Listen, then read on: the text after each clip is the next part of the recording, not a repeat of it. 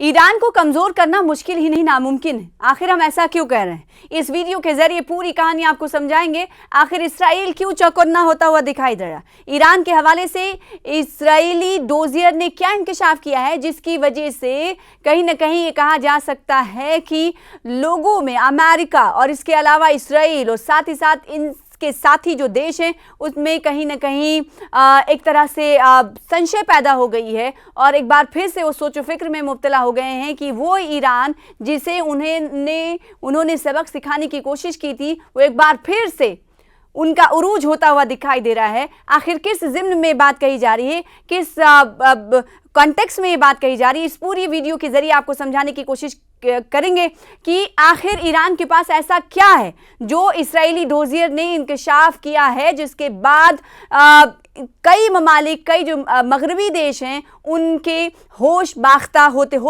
होते हुए दिखाई दे रहे हैं। जी हाँ, इसराइल की खुफिया एजेंसी ने साइंसदानों का डोजियर तैयार करने के बाद इन्हें मारने के ऑपरेशन की शुरुआत कर दी है। अब ऐसा हुआ क्यों? हुआ ये कि इसराइल ने एक डोजियर दिया है।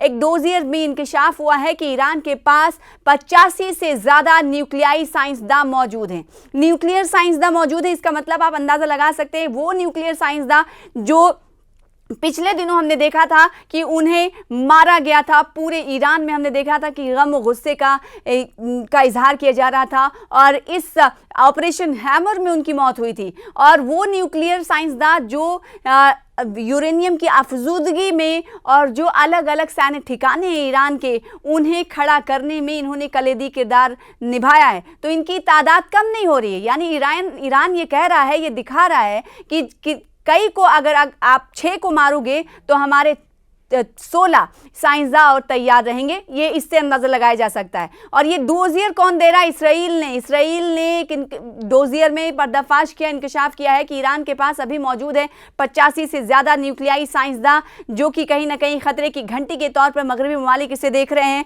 और ना सिर्फ ख़तरे की घंटी की तरह देख रहे हैं बल्कि इस हवाले से उन्होंने कदम भी उठाने शुरू कर दिए। इसराइल की खुफिया एजेंसी ने साइंसदानों का डोजियर तैयार करने के बाद उन्हें मारने के ऑपरेशन की भी शुरुआत कर दी है। बेशतर साइंसदानों को या तो घर में या सड़क पर मारने का मंसूबा बनाया गया है। ईरान के लिए 2025 कई मामलों में परेशान करने वाला साल रहा है, जैसे कि आपको मालूम है। एक तरफ जहां रवां साल उनकी 3 प्रॉक्सी तंजीमें हमास, हिजबुल्लाह और होसी बुरी तरह कमज़ोर हुए, वहीं दूसरी तरफ उनके 14 न्यूक्लियाई साइंसदान मुख्तलिफ मौके पर हमलों में मारे गए। ईरान की ये सभी 14 साइंसदानों को खुफिया एजेंसी मोसाद ने ऑपरेशन नारनिया के तहत मारा था और ऑपरेशन हैमर भी चला था जो 3 से 4 ठिकानों को तबाह करने की बात अमेरिका की तरफ से कही गई थी। लेकिन ईरान ने इस पर कहा था कि भले ही कोशिश की गई उन्हें मिटाने की, लेकिन कामयाबी ज़्यादा तक नहीं मिली है। हमारा यूरेनियम अफजूदगी का जो काम है वो थोड़ा पीछे चला गया, लेकिन उसे ख़त्म नहीं किया जा सका है। ये कहीं ना कहीं ईरान के लिए बहुत बड़ी बात थी। ईरान के आला रहनुमा अली खामनेई ने भी ये बात कही थी। अब आपको बताएं कि 14 साइंसदानों को खुफिया एजेंसी मोसाद ने ऑपरेशन नारनिया के तहत मारा था उस वक्त। हालांकि अब भी ईरान के पास 85 से ज़्यादा न्यूक्लियर साइंसदान जिंदा हैं जो अमेरिका और इसराइल के लिए फिक्रंगेज हैं। जैसे कि हमने आपसे कुछ देर पहले कहा था, फिक्रंगेज यूं क्योंकि होश बाख्ता हो रहे हैं कि एक तरफ जहां इन मगरबी ममालिक की कोशिश ये हो रही है कि इन न्यूक्लियर साइंसदानों को ख़त्म किया जाए, इन्हें आगे बढ़ने नहीं दिया जाए, इन्हें मार दिया जाए, और दूसरी तरफ इनकी फहरिस्त में इजाफा होता हुआ दिखाई दे रहा है। इस बात का इंकशाफ खुद इसराइल के एक डोजियर किससे कहते हैं ये भी आपको बता दें। डोजियर दरअसल एक दस्तावेज़ात होता है, उसका मजमुआ होता है, उसे डोजियर कहा जाता है। वॉशिंगटन पोस्ट की एक रिपोर्ट के मुताबिक दिसंबर 2024 के दौरान शाम में बशर अल असद का तख्ता पलट हुआ। इसके बाद मोसाद को ईरान में ऑपरेशन चलाने के लिए फ़ाल किया गया। मोसाद ने ईरान के 100 न्यूक्लियाई साइंसदानों का डोजियर तैयार किया और इन साइंसदानों को मारने के लिए मकामी सतह पर लोगों की तैनाती भी हुई। इसराइल की खुफिया एजेंसी ने साइंसदानों का डोजियर तैयार करने के बाद ऑपरेशन की शुरुआत की।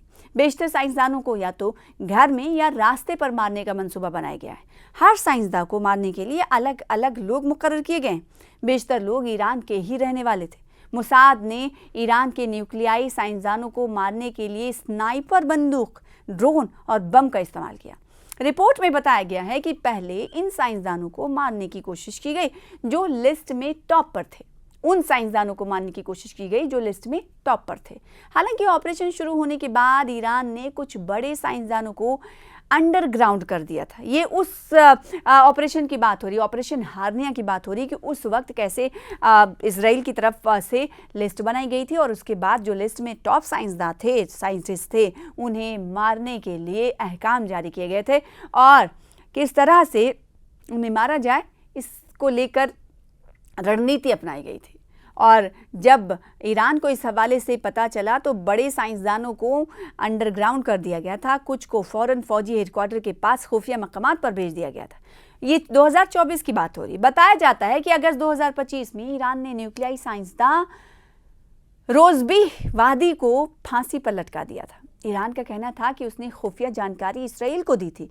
आपको याद होगा कि जब 12 रोज़ा जंग अमेरिका और इसराइल के दरमियान चल रही थी, अमेरिका इसराइल मिलकर ईरान के ख़िलाफ़ जब 12 रोज़ा जंग चल रही थी, तब हमने देखा था कि उसके बाद हमने देखा था कि इसराइल और अमेरिका की पनाही वाले कई ऐसे जासूसों को, जिसे कहा गया था कि ये अमेरिकन या इसराइल के जासूस हो सकते हैं, इनको लेकर क्रैकडाउन किया गया था इस ईरान की तरफ से।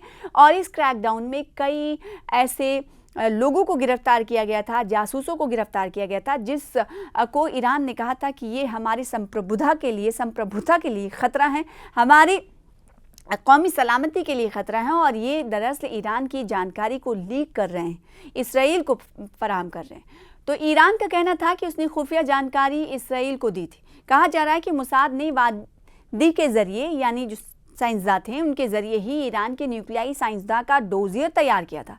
कहते हैं कि अब घर का भेद ही लंका ढाता है और यही कहीं ना कहीं ईरान और अमेरिका और इसराइल के दरमियान जब जंग चल रहा था, 12 रोज़ा जंग चल रही थी ईरान के ख़िलाफ़, जिसकी मदद अमेरिका भी कर रहा था इसराइल के साथ मिलकर, तो उस वक्त डोजियर तैयार था और न्यूक्लियाई साइंसदानों के बारे में जानकारी हासिल करने के लिए मोसाद के अंडरकवर एजेंट तकरीबन 10 साल से तेहरान में फ़ाल थे।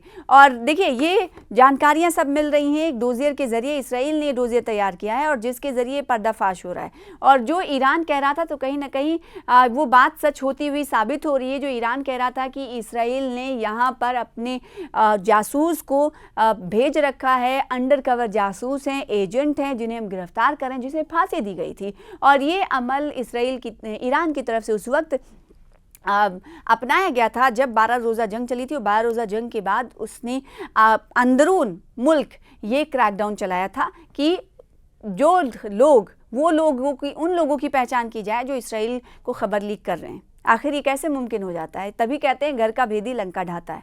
बेशतर अंडरकवर एजेंट ट्रक ड्राइवर बनकर तेहरान में सरगर्म थे। स्वीडन और दीगर छोटे ममालिक के सयाहों के सहारे भी इसराइल ने ईरान के बारे में जानकारी इकट्ठा की। इसी बुनियाद पर ऑपरेशन नारायणा का मंसूबा तैयार किया गया। इसराइल ने इसके लिए अमेरिकी खुफिया एजेंसी CIA की भी मदद ली। बहरहाल इसराइल और अमेरिका के जरिए किए गए हमलों के बाद से ही ईरान का न्यूक्लियाई प्रोग्राम ठप है।